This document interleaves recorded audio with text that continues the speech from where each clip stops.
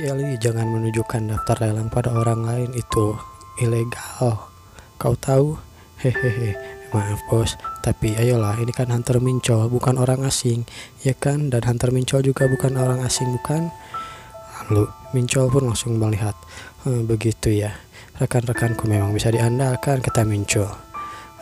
Ya kalau begitu aku memang cukup kompeten sih, kau bisa mengandalkanku, kata si ketua.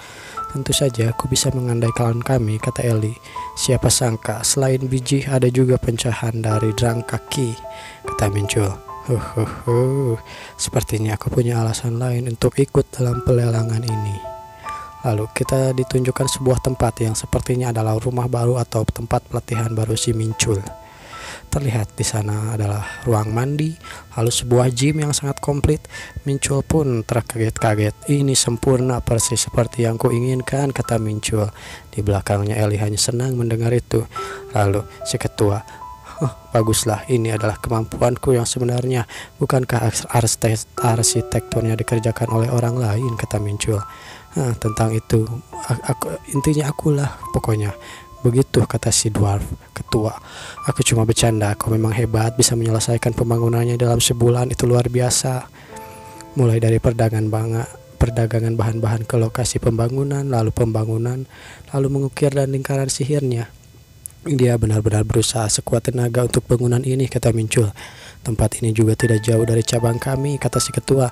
Kau akan bisa pergi ke cabang kami dengan cukup cepat. Jadi itu ya maksudmu, dasar kau memang penuh dengan trik, kata si Mincul.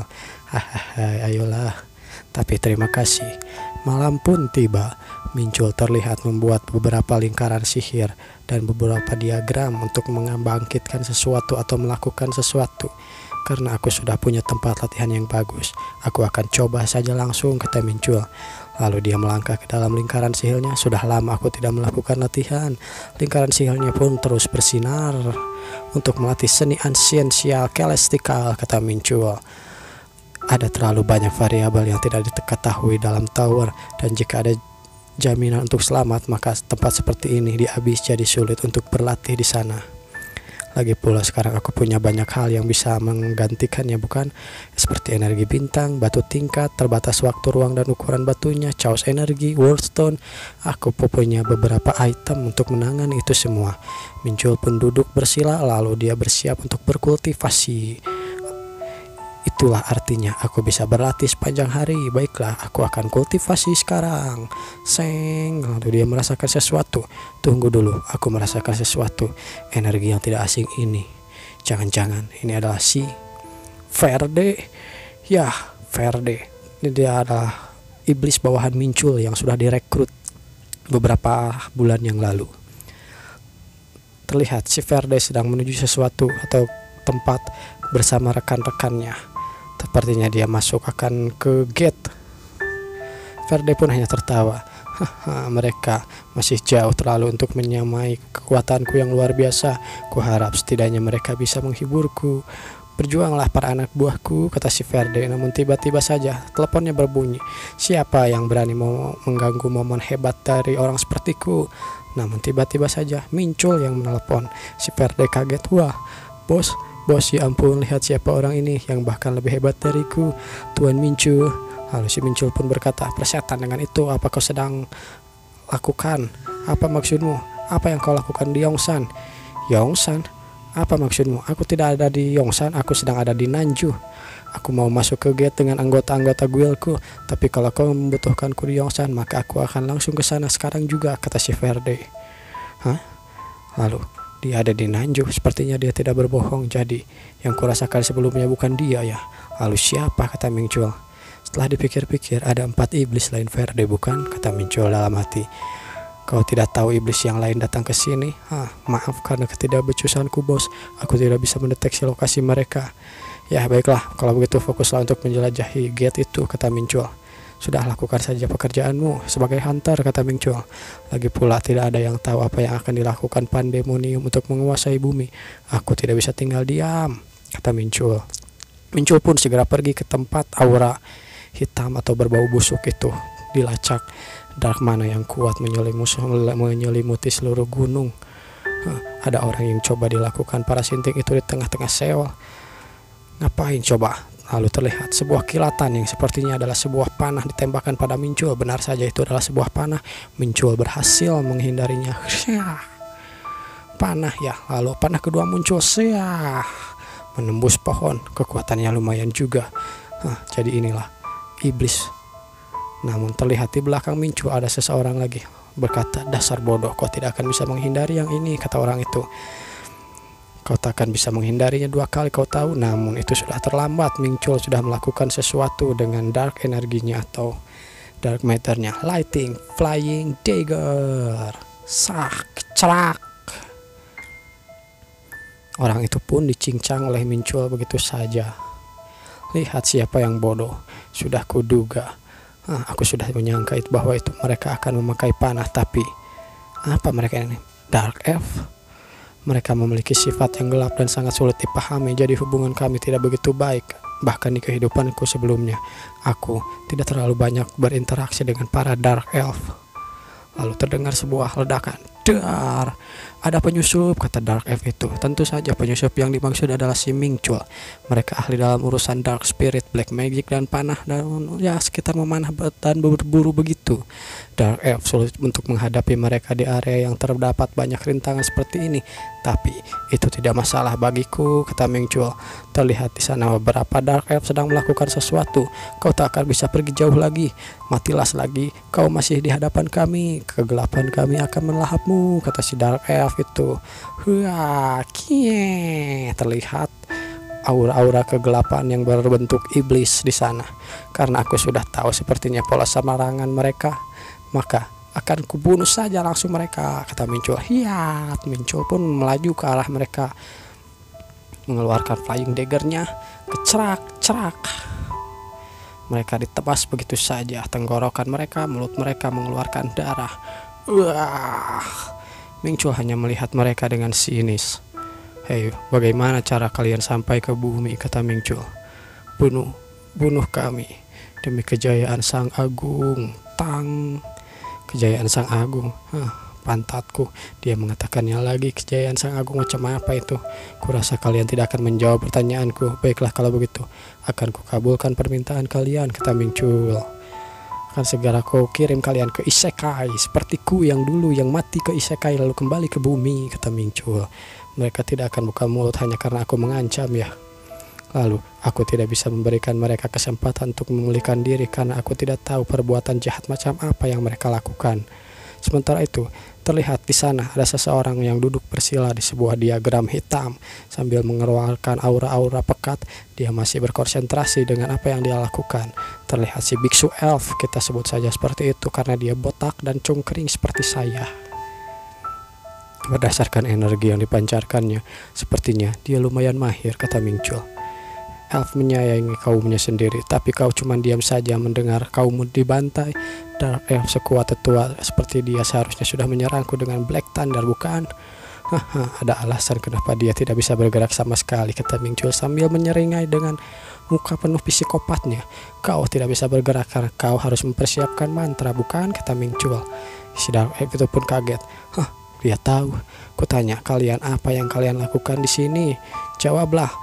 Aku ragu kau akan menjawabku, jadi akan kubunuh saja kau langsung, kata Mincul sambil akan menebaskan pedangnya. Namun si kakek itu berkata, semuanya. Apa maksudnya semuanya? Kita ini nggak lagi main poker. Demi kejayaan Raja Iblis Agung Deimos. Raja Iblis Agung Deimos akan turun ke dunia ini sekali lagi dan menyebarkan kematian di mana-mana. Namun, butiran-butiran petir yang dikeluarkan oleh Mincul langsung datang. Jadi orang ini adalah anak buah Raja Iblis Deimos ya. Dasar brengsek, omong kosong macam apa, berani-beraninya kau membohongiku, kata Mincul. Sialan, dia bunuh diri dengan meledakan mananya ya. Jadi begitu. Petir-petir yang tadi kulihat adalah untuk bunuh dirinya. Bagaimana kau bisa mati? Setelah mengatakan hal itu, dasar sial, kata Mincul. Beraninya kau mengaku sebagai murid diriku. Siapa itu kau, Raja Deimos palsu? Kalian semua sampah, kata Mincul. Besoknya pun tiba. Telepon berdering. Halo, assalamualaikum, siapa ini? Terlihat itu adalah si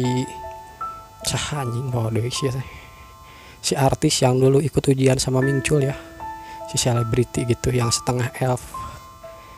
Si Siti lah, aku ujian muncul, kita bertemu di ujian. Hantar buku, oh belikan saja aku makanan. Oh yang waktu itu ya, kau masih ingat taruhan yang kita buat ujian kan? Nah, maaf belakangan ini aku sibuk, kata Mingcul. Aku ingin menanyakan sesuatu padamu. Aku harap itu bukan pertanyaan pribadi, kata si Siti. Lalu Mingcul pun berkata, Dark Elf, kata si Siti sambil kaget. Mereka ada di bumi, kata Mingcul. Bagaimana kau bisa tahu? Ya, aku melihat mayatnya di sini. Sebenarnya aku yang mengkill mereka. Kalau memang ingin tahu, cepatlah datang ke sini. Janji kita tentang makan bersama masih berlaku kan, kata si wanita itu. Lalu sebelumnya 30 menit yang lalu, beraninya para Rangga itu memanfaatkanku. Ternyata setelah kejadian Mingcul mengkill si ketua atau si biksu elf. Apa tujuan mereka? Mingcul sambil berkata seperti itu dalam hatinya. Pemberitahuan pun muncul, tipe formasi tingkat A, penyelesaian sekitar 81%, formasi yang bisa memperkuat mana bereaksi pada gelombang tertentu. Memperkuat gelombang tertentu, kata Mingcul. Dan sepertinya masih ada lagi yang lain, mustahil bagiku menelusurinya semuanya sendiri. Aku harus meminta bantuan. Aku tidak perlu khawatir, aku punya budak yang standby 24 jam, yaitu si Perde Mamen. Lalu saat dihubungi, nomor yang Anda tuju tidak dapat dihubungi karena Anda tidak punya pulsa. Bukan ya, tapi nomor yang Anda tuju tidak dapat dihubungi, begitulah. Lalu Mingcul pun ingat, oh iya dia akan pergi ke dungeon. Di dungeon handphone gak bisa beraktivitas. Sialan, apa yang harus kulakukan pada Dark Elf ini? Apa yang harus kulakukan? Lalu tunggu dulu. Dark F. Benar juga F, aku punya kenalan seorang setengah F. Meski mereka berasal dari ras yang sama, tapi ku tahu mereka adalah saling bermusuhan. Namun setelah beberapa F radikal bekerja sama dengan Pandemonium, pasukan mereka jadi terpencar. Kedua ras itu adalah musuh bebuyutan. Lalu Mingcul pun pergi keluar taman. Aku cuma menjelaskan garis besarnya saja padanya dan dia akan bilang mengirimkan beberapa orang padaku.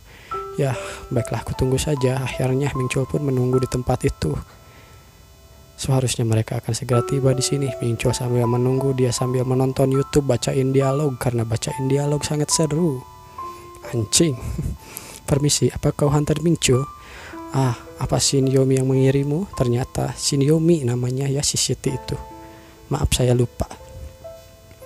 Ya, senang bertemu denganmu. Namaku ada Griff, diputus oleh kedubas elf.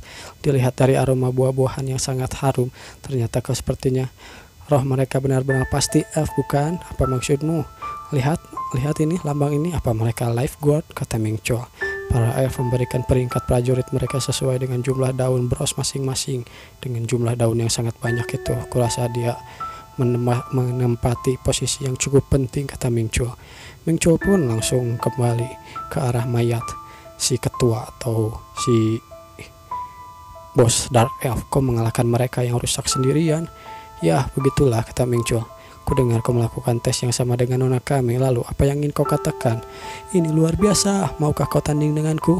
Apa maksudmu? Sekarang juga ini udah malam. Ayolah, ngapain juga tanding? Lagian lo ini aneh-aneh aja. Kenapa ngajak tanding pada orang lemah sepertiku? Kelihatannya dia serius, kata Mingcul. Sulit percaya dia masih ingin bertarung di situasi seperti ini. Aku akan lebih percaya kalau ada yang mengatakan dia itu iblis petarung daripada elf. Mingcul, bukankah kalian di sini untuk membantu membereskan semua ini?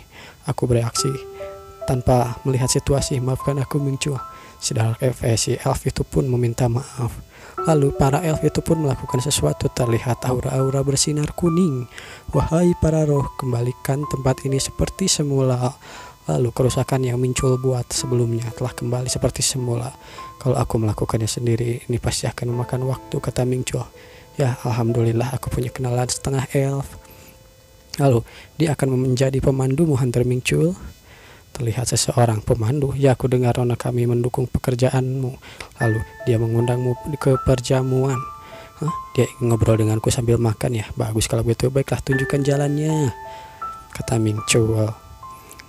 Lalu, singkat cerita, kedutaan besar elf Mingcul pun tiba di sana. Terlihat bangunan yang ya seperti bangunan-bangunan Eropa Itali klasik begitu. Beberapa elf menundukkan kepalanya. Rasanya aneh. Saya ingatku di kehidupanku sebelumnya, aku hanya ingin bertarung melawan para elf tiap hari. Tapi sudah sewajarnya mereka akan bermusuhan dengan Pandemonium. Sementara itu Dark Elf dan Pandemonium, mereka kombinasi yang lumayan bukan di kehidupanku yang lalu. Kata Mingchul. Setelah bencana besar kedua terjadi, bangsa elf melakukan pendekatan untuk berteman dengan manusia. Berkat hal itu dia bisa berteman dengan si pahlawan sialan itu, kata Mingchul. Terlihat si Nona pun datang. Aku tidak punya pandangan negatif ataupun tentang mereka karena wajah mereka. Kurasa enak juga melihat wajah yang tampan dan cantik di sini, kata Mingchul.